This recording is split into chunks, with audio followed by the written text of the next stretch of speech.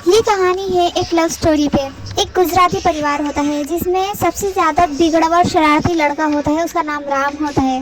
उसका बाप उसकी हरकतों से बहुत परेशान रहता है, तो वो उसे परेशान होके पेरिस भेज देता है अपने दोस्त के पास। तक उसका दोस्त बहुत ही स्ट्रिक्ट होता है और वो उसे सुधार देगा ये सोच के वो उसे उसके पास भेज देता है पेरिस। वहीं पेरिस में एक इंडियन एम्बेसडर होता है। उसकी एक बेटी होती है जिसका नाम शर्मिला होता है। एक दिन शर्मिला को पता चलता है कि उसके बाप के साथ काम करने वाला उसका बॉडीगार्ड और घर के और भी जो नौकर होते हैं कई लोग मिले हुए हैं और वो सारे के सारे गद्दार है। और वो अपने बाप को ही बताना चाहती है, लेकिन उस पहले ही सारे गुंडे मिलकर उसके पीछे पड़ जाते हैं। वो भागते हुए राम के पास आती है। यहाँ उसे पता चलता है कि राम कैसे अपने बाप के जाल में फंस के पेरिस में फंस गया और कैसे यहाँ राम को पूरे दिन मेहनत करनी पड़ती है। अंगूरों पे पैर मार मार के कूद कूद के उन्हें पीसना पड़ता है, उनकी वाइन निकालनी पड़ती है। मेहनत से बचने वाला राम बुरी तरह फंस जाता है। तो शर्मिला कहती है कि उसे कुछ और काम करने पड़ेंगे तभी वो पासपोर्ट का इंतजाम कर पाएगा। और शर्मिला भी यहाँ से जाना चाहती है, तो दोनों मिलकर यहाँ से चले जाएंगे। शर्मिला उसे कुछ और कहानी बनाती है, लेकिन राम को पता चलता है कि वो इंडियन एम्बेसडर की बेटी है। तो उसे गुस्सा आता है और वो कहता है कि अब तुम अपने बाप से पैसे लेकर आओगी यहाँ से निकलने के लिए।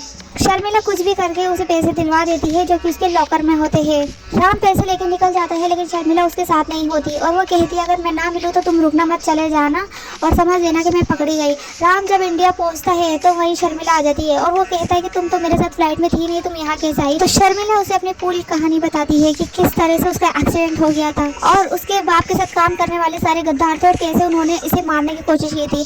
शर्मिला मरती नहीं है, वो कोमा में चली जाती है, फिर भी उसकी आत्मा उसकी बॉडी से अलग हो जाती है। वो सब कुछ चिल्ला चिल्ला के बताती है, लेकिन कोई उसे देख नहीं पाता, सुन नहीं पाता। सिर्फ एक राम था जिसने पहली बार उसे देखा और उसने राम की आवाज सुनी, राम ने उसको देखा। यानी राम ही वो एक शख्स है पूरी दुनिया में जो उसको देख और सुन सकता है। राम उससे पूछता है कि आखिर पूरी दुनिया में मैं ही क्यों हूँ जो तुम्हें देख और सुन सकता हूँ। तो वो कहती है इस सवाल का जवाब तो मेरे पास भी नहीं है, लेकिन ये दोनों नहीं जानते कि ये इनका पुनर्जन्म है। असल में इनका पहले भी जन्म हुआ था और ये दोनों एक दूसरे को मन ही मन चाहते थे, लेकिन कभी एक दूसरे से बात नहीं की और एक दूसरे से प्यार का इजहार करने से पहले ही राम की मौत हो जाती है और ये सदमा वो बर्दाश्त नहीं कर पाती और वो भी मर जाती है। राम की कब्र पे जाके वो इतना रोती है कि बस उसका दम निकल जाता है। राम ने उसके लिए जान दे दी थी और वो राम के लिए अपनी जान दे देती है और ये इनका दोबारा जन्म होता है क्योंकि इनके दिल जुड़े हुए होते हैं। इसलिए सिर्फ राम ही इसकी आत्मा को देख सकता है, सुन सकता है। बाकी इसके अलावा दुनिया में और कोई उसे देख सुन नहीं सकता। राम उसकी बॉडी को सरकारी हॉस्पिटल में उसकी जान को खतरा रहता है तो वहाँ से ले जाता है और उसकी बुआ का अपना खुद का एक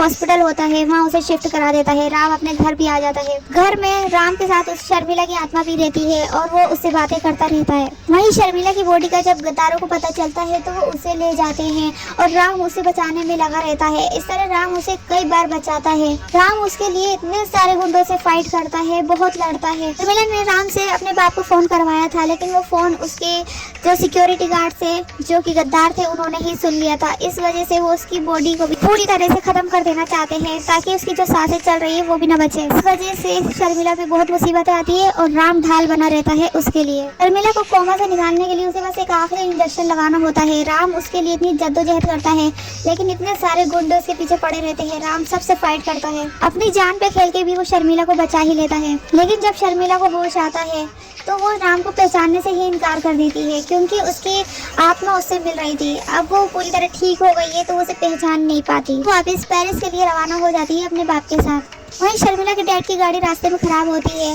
और रास्ते में अंधेरे में एक लड़का खड़ा हुआ मिलता है। राम उसी पोज में खड़ा रहता है जिस तरह शर्मिला रोज अपने सपनों में देखती थी। उसे रोज वो सपने आते थे। उसने सोच लिया था कि जिस दिन अगर ये कोई इंसान उसके सामने आ गया तो वो उसी से शादी करेगी। हमने देखती है तो राम है जिसने उसको बचाने का दावा किया था। वो जैसे ही उसके हाथ को छूती है उसे सब कुछ याद आने लगता है। जितने दिन वो उसके साथ आत्मा बनकर रही वो सारे दिन उसे याद आता है और ये याद आता है कि उसने कैसे उसे बचाया, यहाँ तक कि दोनों को ही पिछला जन्म भी याद आ जाता है। वो उसके गले लगती है और कहानी यहाँ खत्म हो जाती है।